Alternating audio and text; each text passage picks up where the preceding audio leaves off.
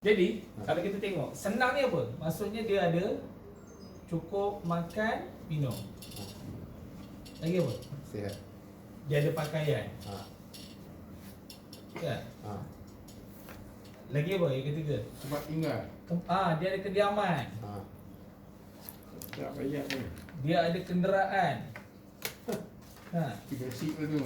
Dan yang paling penting, dia ada teman hidup. Bukan duit Senang lah. Bukan duit Bukan duit. Namun, semua ni walaupun dia ada makan, minum, Tak, tulisan cantik lah. apa ni? Tulisan awak. Pakaian, kediaman, kenderaan, teman, dia tak akan jadi sempurna kalau dia tak ikut sunnah Rasul. Okay. Maknanya dekat sini, walaupun dapat makan minum, dia tetap kena ikut sunnah Nabi. Barulah makan dan minum dia berkait. Berpakaian, ikut sunnah Nabi, menutup aurat. Bukan kena pakai jubah, serban, meleret, tak. Menutup aurat. Ya. Ada kediaman, tapi kediaman melahirkan orang-orang hebat.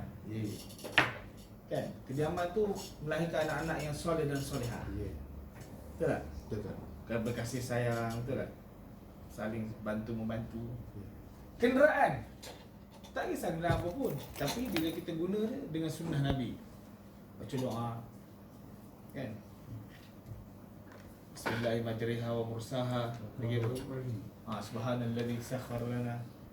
Jadi semua ni manusia perlukan untuk senang. Tapi kenapa ramai yang dah ada semua benda ni? Nampak gaya ni pening. Jadi kita dalam perniagaan, kita nak bagi orang senang. Sampai ada tahap dia ada teman hidup kan. Teman hidup ni bukannya isteri atau suami saja. Kawan-kawan kita pun teman kan. Dia ada dua kan, sahabat, kawan. Benda yang tak sama. Yang paling kita takut kenalan saja. Dia bukan sahabat dan dia bukan kawan, dia hanya kenalan saja. Ini jadi masalah. Yang kita nak ni dalam kehidupan kita ada sahabat. Macam Rasulullah, sahabat dia berapa? Rasulullah sallallahu alaihi wasallam sahabat dia ratus ribu. Ribuan lah, cerita dia ribuan, bukan sikit. Tapi yang sahabat paling utama siapa? 4 kan? Abu Bakar, Umar, Uthman, Ali. Dia jaga 4 ni, dia meledak kan. Islam tersebar 3/4 dunia. 2/3 dunia, subhanallah. Jadi daripada perniagaan kita nak buat tu, inilah yang kita kena fahamkan pada masyarakat, mana kita perlukan dua perkara ni. Tapi yang ini dia adalah sekadar keperluan.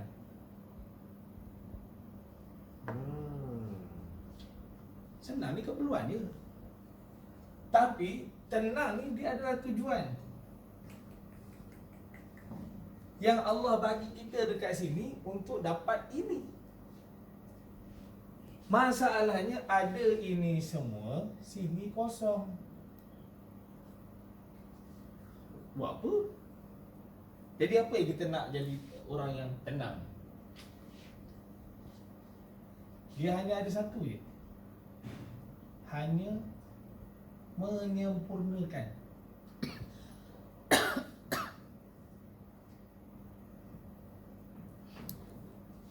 Dia tak boleh buat benda baru. Apa yang Nabi buat, itulah yang kita kena buat. Baru dapat tenang. Sebab tu Allah gandingkan wa may yuti'illah wa rasulahu faqad faz. Barang siapa taat Allah dan Rasul, dia telah berjaya. Fauzan 'azima. Bukan kejayaan kecil, kejayaan yang sangat agung. Jadi kalau kita buat satu konsep baru, kita akan jadi gagal.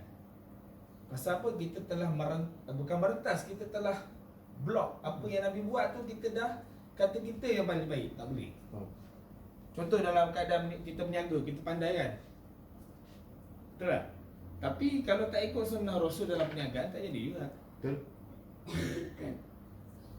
Jadi yang kita nak tenang ni, dia kena doktrin dalam pemikiran members, mesti sempurnakan, menyempurnakan. Bukan buat benda yang baru. Apa yang kita kena sempurnakan pertama sekali adalah menyempurnakan iman. Iman is very important. Sebab mati kita, Allah tak tanya benda lain. Mula-mula dia akan tanya iman. Iman ni dahsyat tau. Bukan sekadar dalam kita belajar tentang akidah je persoalan iman tu ada. Masa kita belajar memang bab iman ni memang number one. Memang kita macam budak tahfiz, oh iman dia tak terganggu kan, tak ada cabaran. Fokus. Tapi bila duduk dalam dewan perniagaan, apa berlaku? Mulalah menipu, mulalah culas, mulalah sailang. Ada iman tak masa tu? Tak ada. Ha. Bila dibagi keluarga ni, kita tak payah pergi jauh, kita ambil sini. Bila kita diberi makan dan minum, ingat tak Allah? Persoalan iman. Berpakaian, terima kasih tak pada Allah. Kenapa tak Allah bagi? Persoalan iman. Kita ada kediaman cantik-cantik mewah-mewah, adakah mendekatkan diri kita pada Allah? Persoalan iman. Bila kita ada kenderaan, adakah kita gunakan kenderaan tu untuk bawa manusia kepada Allah? Iman. Jadi persoalan iman ni Ji, semua yang kita buat dalam hidup untuk kita senang, iman kena ada. Apatah lagi dalam bab perubatan. Perubatan Nabi kita yang sangat mulia terima perintah bekam bila? Masa dia menerima perintah solat, turun on the way, malaikat kata apa? Alaikum bil hijamah. Bekam. Oh, masih Isra. Isra Mi'raj. Tapi yang dipersoalkan, yang dibincangkan dalam Isra Mi'raj adalah solat semata-mata. Tapi dalam tu ada elemen perubatan. Malaikat bagi tahu Nabi, alaikum bil hijamah. Bagi tahu buat kamu biasakan diri dengan bekam. Sehingga kan ada penyakit yang perubatan-perubatan hebat-hebat ni tak boleh sampai kepada penyakit tu, bekam boleh sampai untuk menolak penyakit tu. Subhanallah. Dengan izin Allah. Pasal apa? Dia adalah satu perintah. Sebab tu bekam ni bukan satu benda tempelan hidup, dia satu perjuangan. Bukan benda kecil, dia benda besar. Jadi dalam bab perubatan pun ada iman. Tak percaya dengan Nabi? Iman. Nabi kata, apa tu sauda, ubat segala penyakit kecuali mati. Tak percaya? Iman. Ada solat iman. Sebab benda iman ni, dia mesti ada kaitan dengan Allah dan Rasul. Iman tu. Kalau saya salah, betul kan? Betul. Betul kan? Lagi apa Nabi kata? Sekira, jika mati itu ada ubat, maka sena itulah ubatnya. Nabi cakap. Sena maki. Jika tu, bukan mati itu ada ubat, tapi jika kematian itu ada ubat, maka sena itulah ubat. Madu disebut dalam Quran, disebut dalam hadis. Maklum. Jadi kalau kita cerita pasal iman ni, semua benda yang kita dapat untuk senang, dia kena ada proses penambahan iman. Tak tambah pun dia berlaku kekuatan iman. Betul tak? Dia yang paling kita takut apa? Iman suasana. Bila duduk dengan orang baik, baik kita. Dia duduk dengan orang jahat, jahat kita. Ini masalah. Environment. Memang iman tu dia naik dan turun kan. Tapi kalau kita dikawal oleh suasana, maka iman kita tu tak macam ikan dalam laut lah. Ikan dalam laut, walaupun masin laut tu, isi dia tetap tawar. Dia dah mati pun, kita kena ambil garam baru dia masin, betul kan? Sedap lah yang tak ada nak tulis. Betul tak? Jadi kita kena bina iman ni sampai tahap tu. Cari rezeki tu macam cari rezekinya burung. Pergi tangan kosong, balik ada hasil. Tak pernah hadir dengan siapa pun. Keluar, mana ada peti ais? Ada rumah burung simpan peti ais. Bahan untuk 2-3 hari, seminggu, sebulan. Tak ada. Tapi hari-hari dia cari rezeki. Paling best burung walid kan. Burung walid kalau dia terbang 10 jam, tak berhenti cari rezeki. Orang gunakan ailio dia untuk jadi ubat kan. Okey, yang kedua, dalam hidup setelah iman ni macam akar kan. Jadi bila iman bagus, semua benda akan jadi bagus. Makan minum kita bagus, pakaian kita pun menunjukkan kita pernah ada iman. Kediaman kita pun nampak kediaman orang beriman. Kenderaan kita pun nampak kenderaan orang yang ada iman kan? Teman hidup kita pun, yang kita berkawan ni, nampak orang baik-baik yang ada iman. Jadi berniaga apa pun bang, tak bergaduh, tak bermusuh. Sebab perniagaan ni dia boleh capai kepada syurga tau. Kalau betul cara dia. Tapi hari ni ramai yang aniaya orang dalam perniagaan. Jadi kita tak nak macam tu. Yang kedua, kita kena sempurnakan ibadah. Hidup ni kalau tak sempurna ibadah, habis. Makan kita tak jadi ibadah, pakaian kita tak jadi ibadah. Oh naya. Kediaman kita tak jadi ibadah, berkenderaan pun tak jadi ibadah, berkawan pun tak jadi ibadah. Saling cantas-mencantas pun bukan ibadah tu. Silent. Okey, saya nak perhalusi ibadah supaya kita lepas duduk dalam lapangan, kita tahu nak fokus kat mana. Dan kita train kita punya members, kita punya leaders, yang mana mereka adalah jiwa-jiwa yang dapat menyenangkan orang dan jiwa yang dapat menenangkan orang. Betul Ustaz. Betul tak? Betul. Bukan kereta, bukan rumah, itu benda tempelan saja. Yang sini fokus dia. Sebab kita dalam perniagaan ni lama. Bukan makan jam sehari tau, dia makan tahun. 10 tahun. Ending dia zero Ustaz ni. Ending dia zero. Zero tu hero, ending dia zero. Okey. Jadi saya nak perhalusi di sini, ibadah ada 3 ya. Asas, sunat, umum. Okey, kita tengok satu-satu Dia nak berhenti makan ni. Dah sampai? Habiskan dah. Oh, kita tengah Tak, habiskan dulu. Okey. Ibadah asas. Pertama, iman tu balik lah. Sebab di iman ada tiga tahap kan. 3 benda yang kita kena jaga. Perkataan, perbuatan, ni, perasaan, rasa. Ustaz bulat-bulat tu teringat lepas masa Adam dah. Tak, iman dia seni merasa tau. Dia first seni rasa. Rasa Allah sayang, rasa Allah bantu, rasa Allah kasih, rasa Allah macam-macam benda yang kita rasa. Dalam susah-susah dia bagi ruang. Iya. Merasai Allah ada itulah iman. Kan? Barulah nampak dari segi perbuatan. Bila kita rasa Allah tu ada, kita jaga solat. Sebab tu Allah tu tengok kan. Bila rasa Allah tu ada, apa kita buat? Percakapan kita kawal. Kan? Itu maksudnya seni merasa. Jadi bila sebut iman, memang betul lah dia ibadat sebab dia nampak melalui perbuatan, percakapan. Okey. Yang kedua, solat. Solat fardu. Solat fardu. Itu pun adalah ibadah asas. Maksudnya apa? Benda asas buat berpahala, tinggal berdosa, bahkan disusahkan.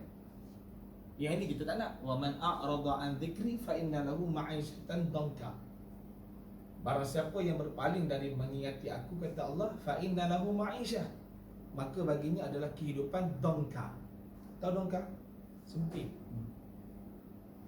Bab solat, Allah kata apa? Wa'mur ahlaka bis-solat wastabir 'alaiha. Perintahkan ahli keluarga kamu wahai Muhammad untuk solat wastabir 'alaiha. Dia bukan wasbir tau. Dia wastabir. Wastabir. Maknanya sabar yang bukan sikit-sikit punya sabar. Wastabir 'alaiha. Tekun sabar dalam melaksanakannya. La nas'aluka rizqa, kata Allah, kami tak minta rezeki pada kamu. Nahnu narzuqu, bahkan kami yang bagi rezeki kepada kamu. Maknanya persoalan rezeki ada dekat solat. Betul tak?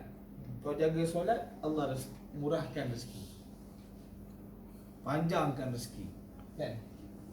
Kita kalau yang rezeki kita selalu problem, tengok, bukan kita yang tak jaga solat, kadang pasangan kita, anak-anak kita. Menjadi sebab juga kita kadang-kadang stuck. Kenapa aku buat macam-macam, dia stop. Rupanya ada yang langgar perintah Allah. Dia ada kaitan dengan kita tu. Okay?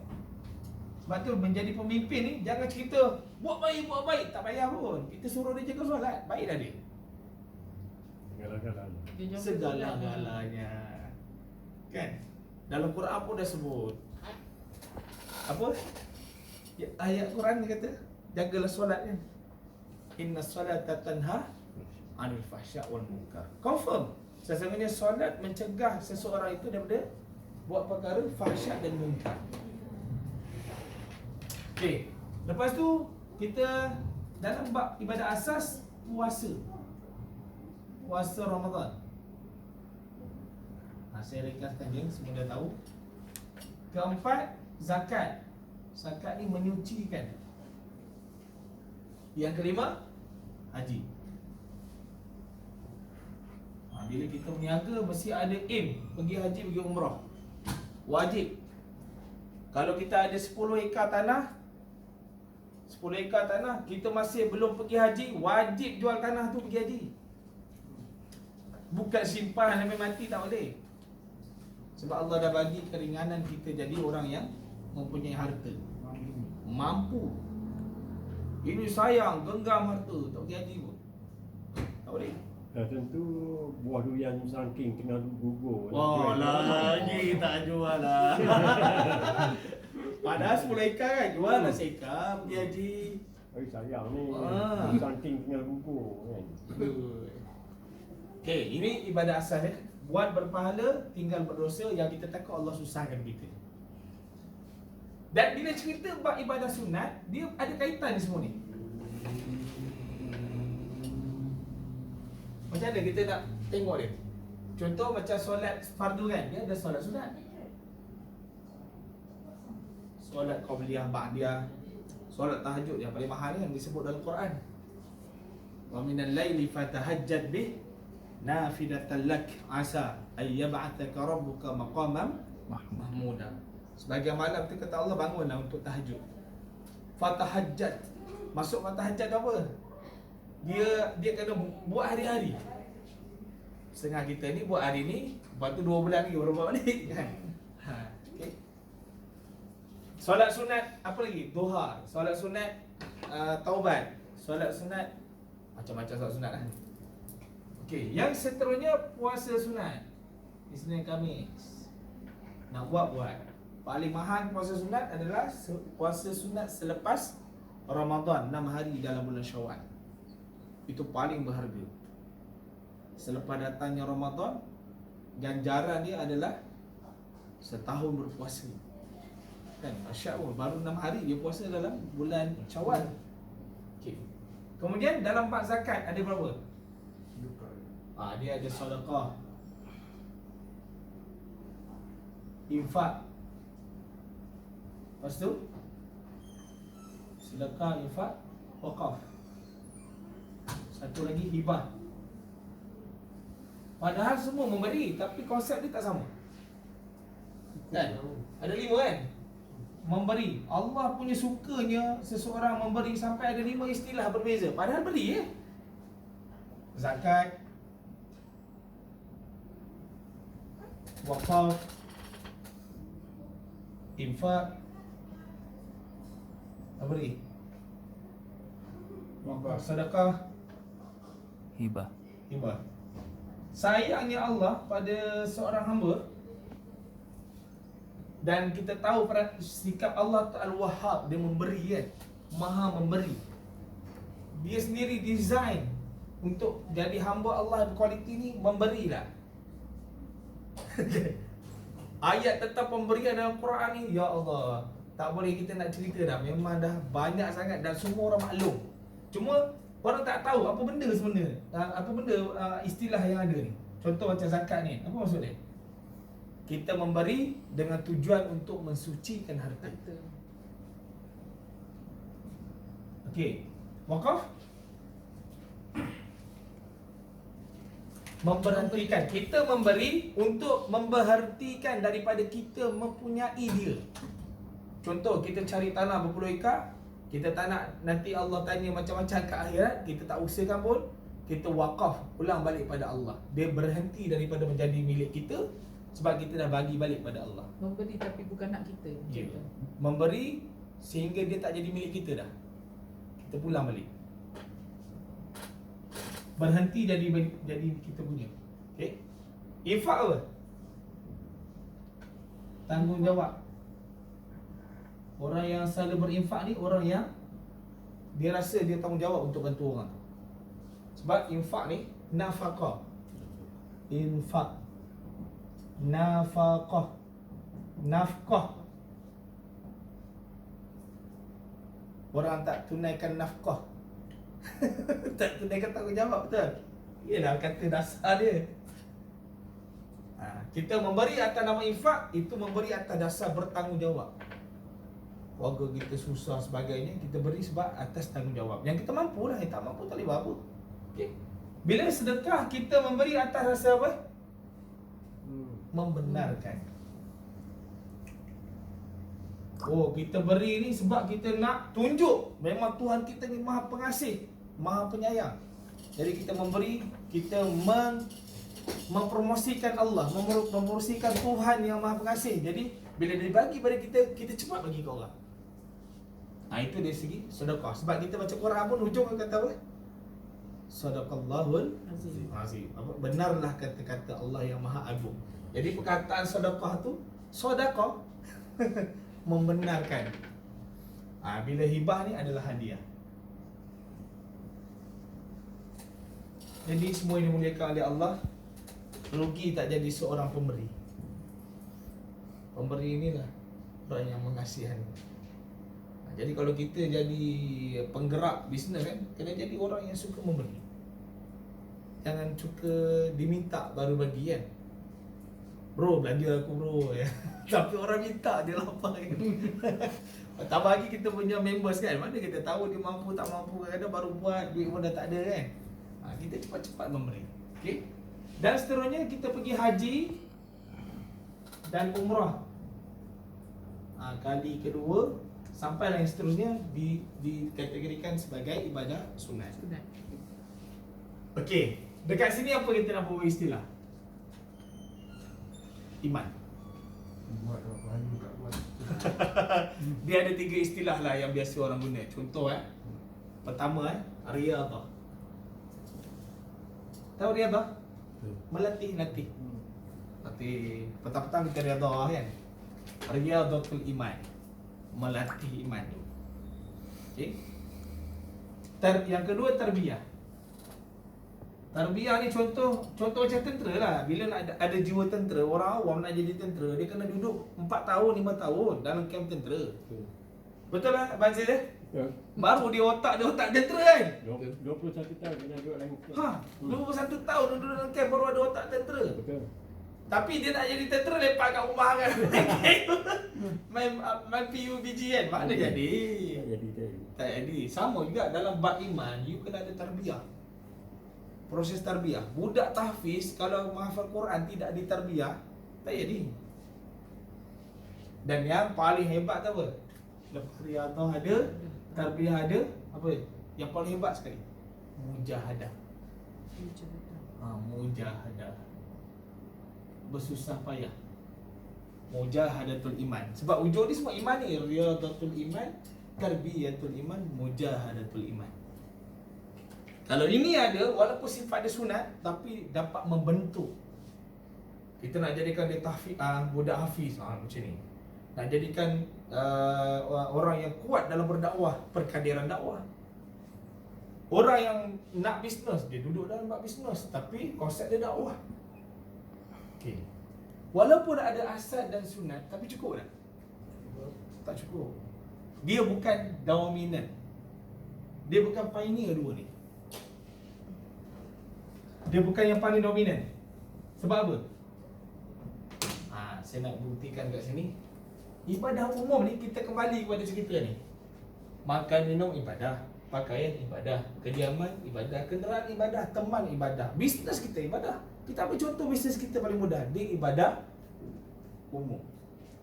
Di sini rosak, ini akan rosak. Why? Kenapa? Okay. Ibadah umum ni, dia ada 6 syarat. Pertama, kita ambil bisnes kita lah, contohnya bisnes. Pertama, dia kena jaga niat. Saya solat, jaga niat. Bayar zakat pun jaga niat. Bisnes pun dia kena jaga niat. Masa makan minum kena jaga niat. Berpakaian, niat ni apa? Kalau niat dia menutup aurat, pakai apa, janji longgar. Selesai lah kan? Tapi kalau niat dia nak menunjuk-nunjuk, dah lain dah. Masa beli dah 2 jam. Sebab niat dia bukan untuk menutup aurat. Niat dia, apa orang pandang bila aku pakai baju ni?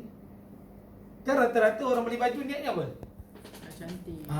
Nak orang tengok, mana niat dia dah salah. Sebab tu kita bila didik anak-anak, dia kena awal niat pertama sekali kau pakai Allah suka. Betul tu. Sama kat bab makan, Allah suka kan. Bab kita ada kenderaan rumah, berkawan, Allah suka, selesai lah. Okey, kita tutup kat sini dia. Last. Kedua, bila dah niat betul kerana Allah, kita kena jangan langgar syariat. Okey, jangan langgar syariat. Ini paling penting.